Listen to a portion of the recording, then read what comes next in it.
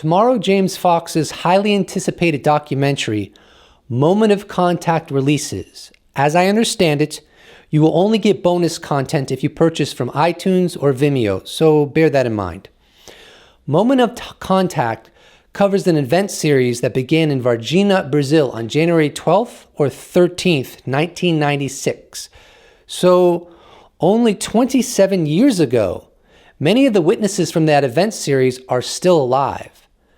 I haven't yet seen the film, but I'm very intrigued by the proposition of so many credible witnesses attesting to a crashed UFO and subsequently 2 creatures being witnessed and ultimately recovered from it. One of them recovered alive. But when you have a preponderance of compelling testimony in an entire town, both military, civilian, police, fire department, the mayor, women, men, boys, do you know what I mean?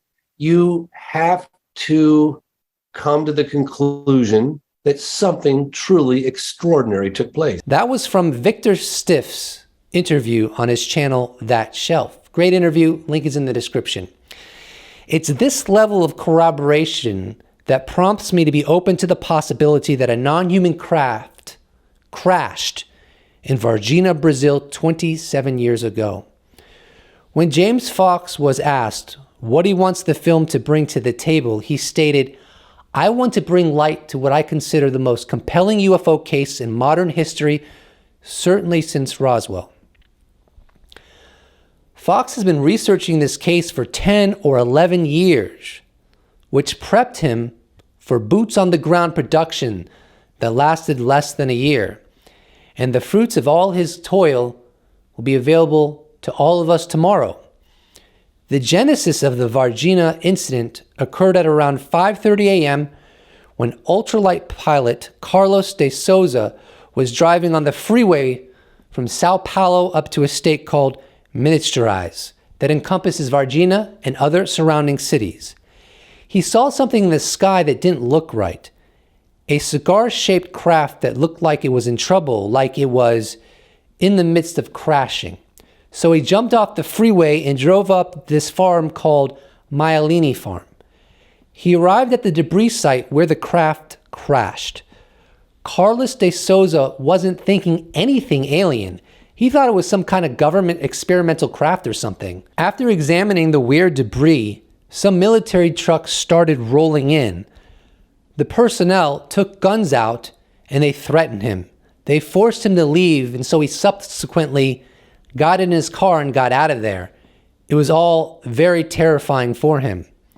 Half an hour to an hour down the road from when he left, he was at a gas station wanting to get a cup of coffee.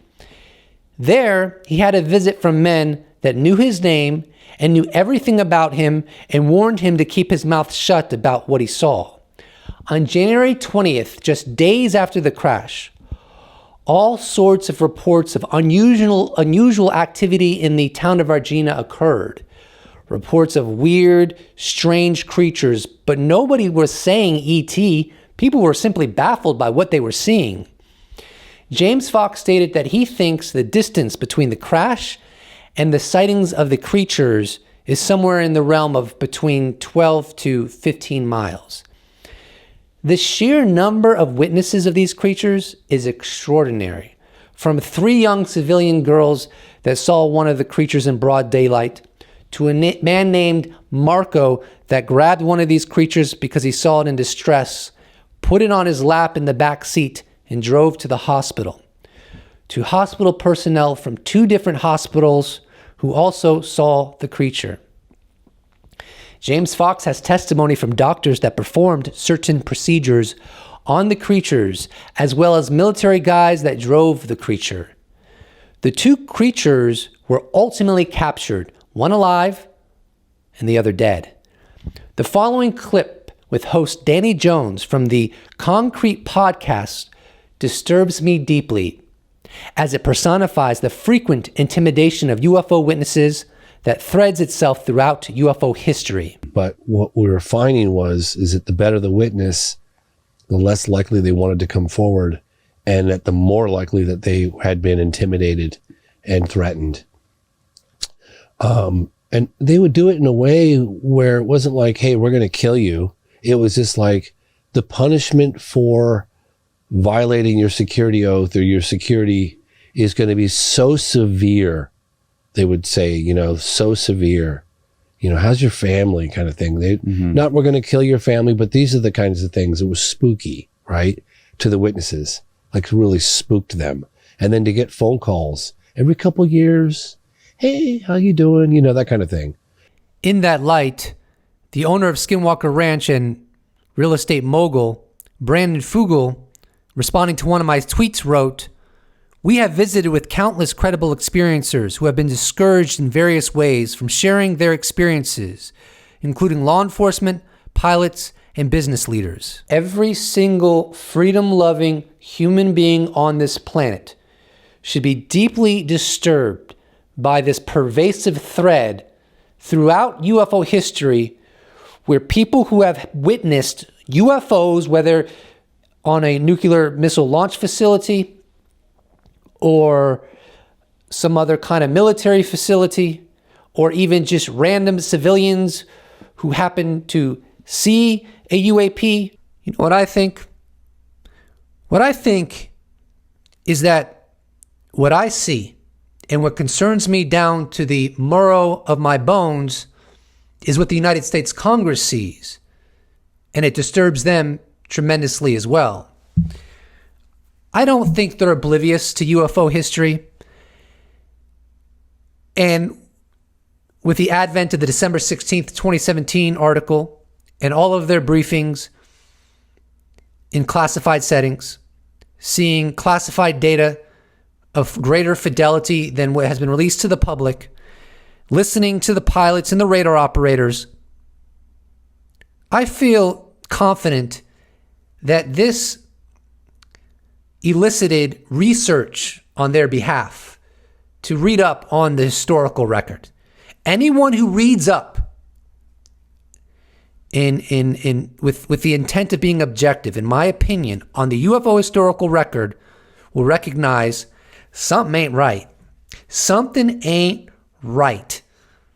I mean, we can argue, for just as an example, that every UFO ever seen was a misidentification. But what we can't argue is that every time someone has claimed they've been intimidated, whether by military personnel or mysterious men in black suits, probably from God knows what agencies, that somehow they misinterpreted that whole thing, or it was a delusion of their mind. No, people have been persecuted, intimidated in regards to this topic for decades. Something is not right. And I assess the United States Congress feels exactly as I do, which is precisely why the new legislation is poised to get passed.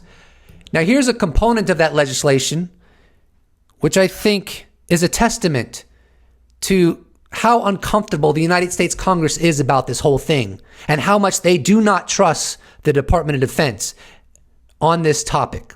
From one of Dean Johnson's recent articles, the bill requires that within 1 year of enactment, the comptroller must begin a comprehensive effort to produce a complete historical record of the intelligence community's involvement with unidentified aerospace undersea phenomena, including successful or unsuccessful efforts to identify and track unidentified aerospace undersea phenomena and any intelligence community efforts of obfuscate, manipulate public opinion, hide, or otherwise provide unclassified or classified information about unidentified aerospace undersea phenomena or related activities. So the United States Congress themselves, of course, those involved in this legislation, obviously, are concerned with the proposition that the intelligence community may have manipulated and obfuscated public opinion. In other words, campaigns to get the public to perceive this topic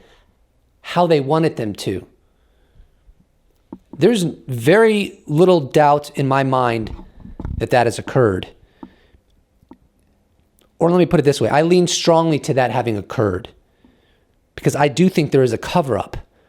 A cover-up that stays is numbered. They shut it down. They shut the story down. And then we came to the realization, not for about 10 years, on my last trip to Varginha, which was just last year, we came to the realization that the U.S. government was 100% involved, and that they arrived and we talked to the radar operator who saw the plane coming in and saw U.S. Air Force plane come in? United States Air Force airplane come in. And it came into the exact area where we knew the body was, because we interviewed the guy who drove the body to the location, and then the United States Air Force plane came in. Yeah, and then flew out, in and out. Yeah. Wow. So it's heavy. Highly likely, extremely likely that one of the reasons for the level of secrecy is that the Brazilian government would be exposing the U.S. government by revealing what they know. So I'm just guessing here, but there are some pretty crazy aspects that we uncovered during meeting the witnesses, and stuff that you just go, Jesus, like, really? Guys in suits from some unknown government agency coming and trying to like intimidate and influence testimony and offering large sums of money. Bribes. This interview by Danny Jones is 3 hours long, and it would be hard to watch it all and then not subsequently purchase the movie Moment of Contact. Link is in the description below. So what James Fox was getting into is the potential that the United States government, the Air Force, has been involved in this Varginha case in various capacities. The very organization or institution that has been the most silent on UFOs, the very institution that is the Air Force, that presumably has the most data, sensor material, maybe even biological, it seems, if that stuff does exist.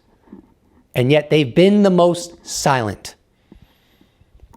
As I said earlier in this video, something's not right, which in my opinion is precisely why Congress is so focused and motivated to do what they're doing. And they have my support 1,342.5%. I will be watching the Moment of Contact this Tuesday on the 18th. And I will probably do an analysis video, and I think I'll be able to interview James Fox as well. So that'll be fun. And I think James' upcoming film is going to play a role in helping to dismantle this policy of secrecy that has persisted for so very long and kept us in the dark about our place in the universe. And I don't know, assuming that something did crash in Varginha, Brazil, I don't know if it's coming from another planet or if somehow it's aboriginal to the planet, maybe lives in the oceans, but comes out every now and then. I have no idea. But in my opinion, something is going on. And we need answers and transparency. I trust that you probably see it that way as well. But if you don't, I'm glad you watched my video. Please do not forget to subscribe. And if you'd like to support this channel, you could check out my merch shop where I sell t-shirts. You could become a patron. You could become a YouTube member. You could give me a one-time donation. All those possibilities are in the link or in the description box below. Or you could just slap a like on this bad boy, and I'll appreciate it so much. Thank you so much for watching. I look forward to seeing you in the next episode. Special thanks to all patrons, YouTube members, those that have bought merch, those that have given me a one-time donation. I couldn't do without you. Thank you so much. See you in the next episode.